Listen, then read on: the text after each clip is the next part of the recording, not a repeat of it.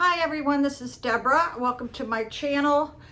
I just read one of my comments from one of my subscribers, and they wanted me to talk about my back surgery, my spinal fusion. The first thing I did was I researched for 2 years for the right kind of surgeon. My mother helped me out. She had had back surgery back in the 60s, and they fused her with cement. And my sister, who's no longer here, she had the back surgery and they put cement back there. Okay, well, fast forward, my mother told me to make sure I get a neurosurgeon who's also an orthopedic, so that's what I did.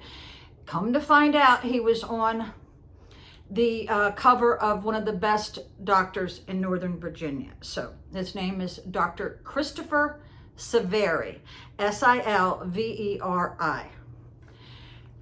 Now, how do you know when you need back surgery? Number one thing, when you can't stand the pain anymore. I had to have this right in the middle of the most horrific divorce. I would put it up there with Brad Pitt's divorce. I mean, it took 7 years, 7 years and 7 court cases.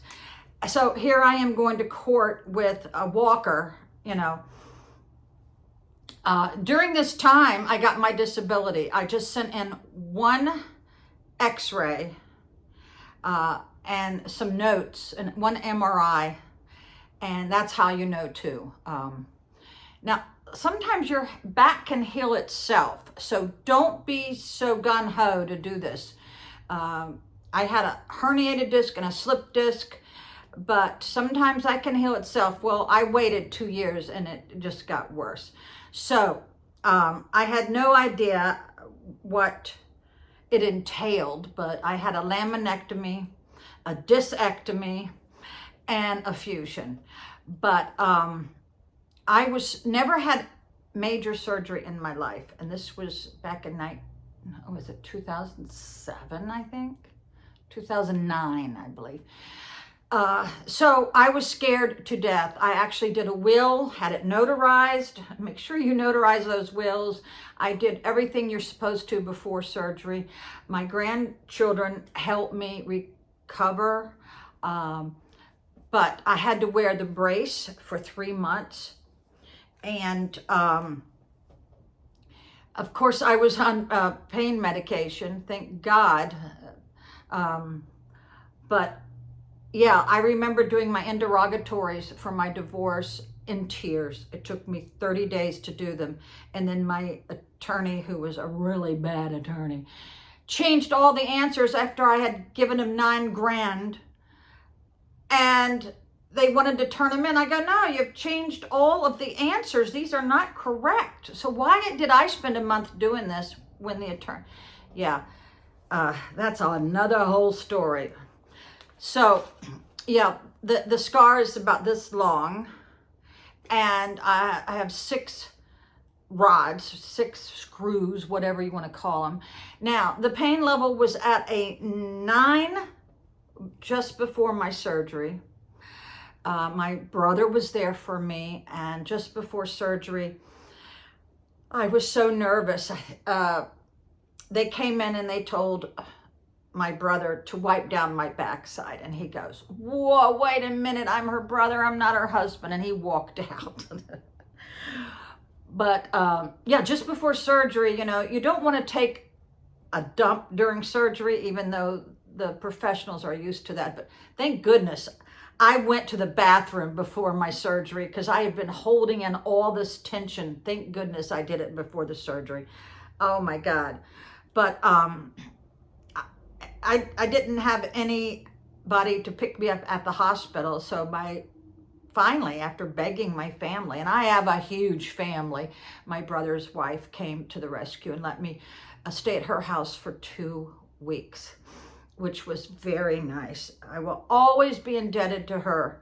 But I had to get, you have to get all these tests, your blood work, you had to have EKG, be prepared for all that. And now you're probably wondering, years later, here it is, 2025, how's my pain level? It's always at a 3, sometimes a 4. So I swear by Biofreeze, and there's a new pain medication coming out. The FDA is going to have it out there pretty soon for everybody. It's supposed to be non-addictive. Well, we'll find that out. But just Google that, and the name should come up. It's a really funny name. But your range of motion is limited a little bit. You're not going to be as agile. I mean, I can still run. I can still climb ladders. I can do anything anybody else can do.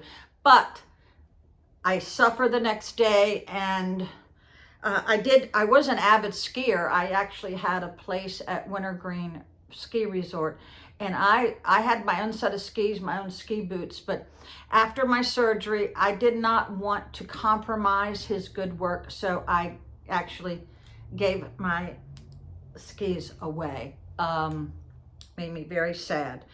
So yeah, sometimes I have to put on a lidocaine patch, if you can get them from your doctor, for 7%. But to me, the Biofreeze, you just roll it on, and it allows me to rest. Now, thank God, Virginia has medicinal places, if you know what I'm talking about.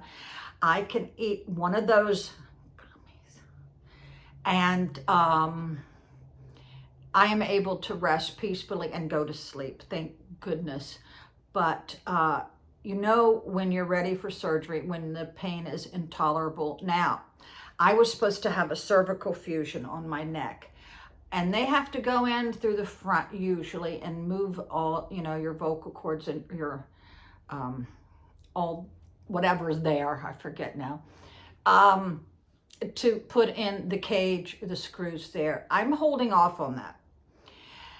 My granddaughter, however, is not. She is having the surgery within the next year probably, and she's moving to Northern Virginia, which is where I had my surgery.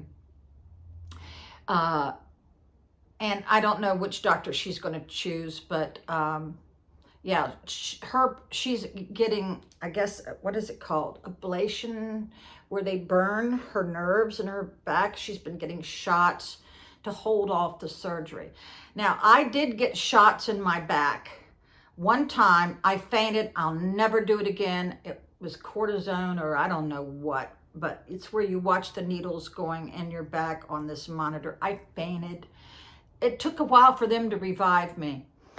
My brother's in the hallway. I think he was flirting with the nurses. I don't know what, but it was terrifying to me. I will never do it again. And that shot only lasted 12 days. I'm not going to go through that again. So I hope this helped you. If you have any other questions, just put them in the comments and I'll try to answer them. Thank you. Bye.